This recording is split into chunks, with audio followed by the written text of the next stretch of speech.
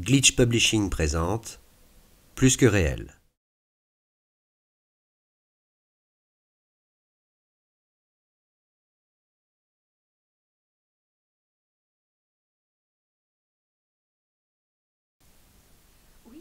Séquence 9. Intérieur jour, bureau. Ren et Rep pénètrent dans les locaux du bureau de Paris. Un ancien appartement de maître transformé en un open space de 200 mètres carrés. Moulure blanche, moquette rase au sol, tube néon au plafond. Chaise pivotante à roulettes, ordinateur et écran plat, plantes vertes et petits gadgets. Sur un des murs, un plan de Paris.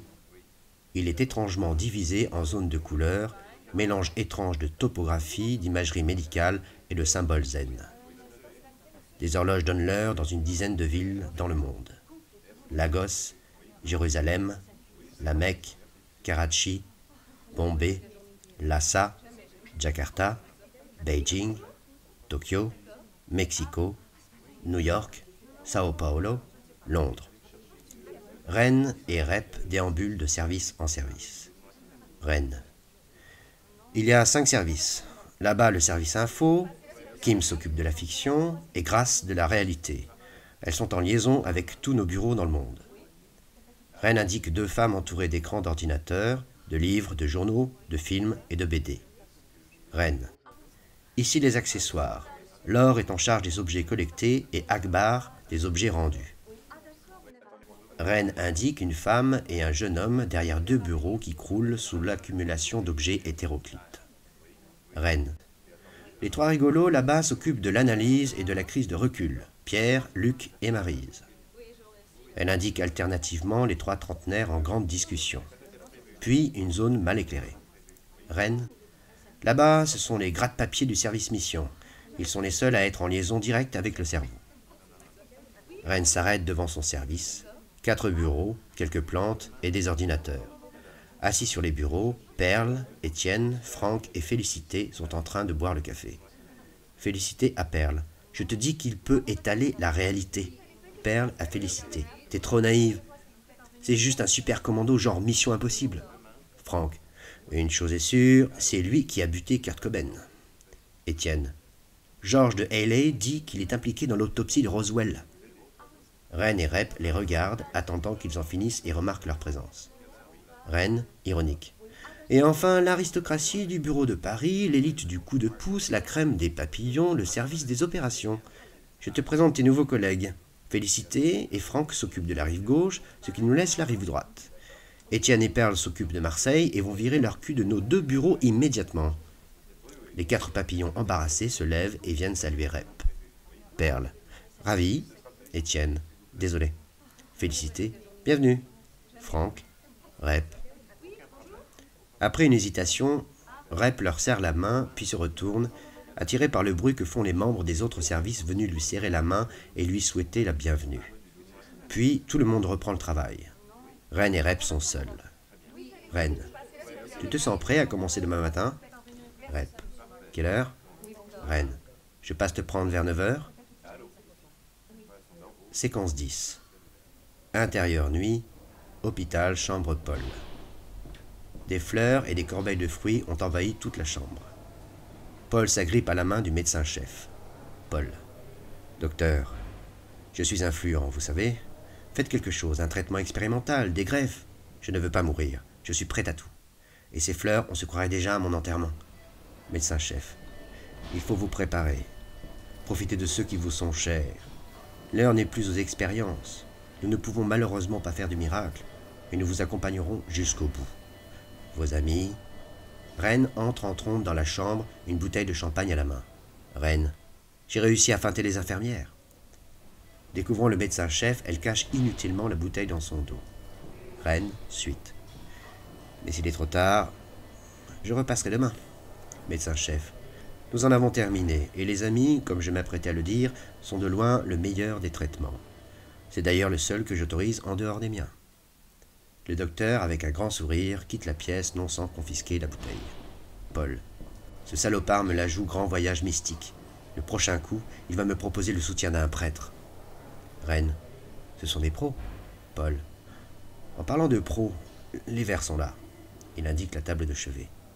Ren sort de sous son blouson une nouvelle bouteille de champagne et la présente comme un sommelier. Ren, Ayala 1999. Paul, Londres, le musée du design, l'expo Werner Panton. Quelle fête. Ren sort du verre de la table de chevet, débouche la bouteille en experte et fait le service. Ren, tu voulais tout plaquer pour monter une start-up. Paul, Douniel.com. Tous les parfums du monde en 2 clics. De l'acacia au zinnia. Ren, dommage que tu n'aies jamais vu une fleur de zinnia de ta vie. Paul, ça ne devrait plus tarder, c'était un chrysanthème. Un ange passe. Paul, je n'ai pas l'intention de partir comme ça, tu sais. Je vais me battre. Un papillon ne crève pas d'un cancer. Il se fait refroidir en opération par la concurrence. Je n'ai pas dit mon dernier mot. Ren, je suis là. Nous sommes tous là. Paul, comment Akbar s'en sort-il? Ren, ce n'est pas Akbar qui assure l'intérim. Paul, Nagesh? Ren, Rep. Paul, Rep? Le Rep des commandos miracles? Le Rep qui a pété les plombs et qui depuis joue les chats de Schrödinger dans sa caverne? Ren, jouer les chats de Schrödinger. Je les réduis hier. Paul, putain, tu parles d'un papillon. Ces mecs n'ont aucun sens de la réalité. Je suis sûr qu'il ne sait même pas faire du vélo. Ren, pour lui, les miracles sont terminés. Il commence sa formation demain. Paul, sa formation? Ces mecs ne savent même pas vivre et tu veux en faire ton coéquipier? C'est toi qui vas devoir faire des miracles. Ren, portons un toast. Ils lèvent leur verre. Ensemble. À la vie! Ils vident leur verre d'une traite. Séquence 11. Extérieur jour, quai de Seine. Rep est devant la porte de chez lui, immobile, il attend Ren, les mains dans les poches. Ren arrive en scooter et se gare 10 mètres plus loin. Descend et pose son casque. Rep la rejoint et regarde son scooter, intrigué. Ren, c'est un 200. J'ai tout fait dessus. À la base, c'était un 125, mais un pote m'a trouvé un moteur de 200. Presque neuf, pour 150 €. J'ai un peu galéré, mais il tourne bien maintenant. Rep, il est vieux. Ren, il est plus sûr qu'un neuf. Ren ouvre le coffre du scooter. Ren, bon, ton matos. Voilà ton casque. Ça devrait le faire si t'as pas une grosse tête. Elle lui tend un casque, Rep le met. Rep, ok. Ren, et voilà ton mobile. Il y a déjà mon numéro, celui du bureau et ceux de Félicité et Franck. En cas de problème, tu pourras toujours joindre quelqu'un. Rep, pas d'armes? Ren, les armes, la bagarre, c'est plus ton problème. C'est le mien. Ok? Rep, et ton ancien coéquipier? Ren, Paul n'a pas eu de chance. Il est rare que la concurrence interfère. C'est pas nous les méchants. On est les bons. Rep, dubitatif. Ça a le mérite d'être simple, Ren. Bref, tous les matins, le service mission me fait parvenir ces grandes enveloppes. Rep, c'est le cerveau qui décide de tout? Ren, évidemment. Ren sort de grandes enveloppes craft du coffre. Ren, suite. Sur chacune est inscrit un lieu et une heure. Par exemple celle-là. Gare du Nord, 10h25. Chaque enveloppe correspond à une interaction. Moi je dis coup de pouce. En général c'est facile, il suffit de faire le bon truc au bon moment, au bon endroit. Tu vois? Rep. Le bon truc au bon moment, au bon endroit. Ren. Parfait. Tu connais déjà la moitié du boulot de papillon. Ren met son casque, referme le coffre, enfourche son scooter et replie la béquille. Rep fait mine de monter à l'arrière. Ren. Il faut pousser. Rep pousse le scooter. Rep, en forçant. Plus sûr qu'un œuf, hein? Ren. Juste un peu lent au démarrage.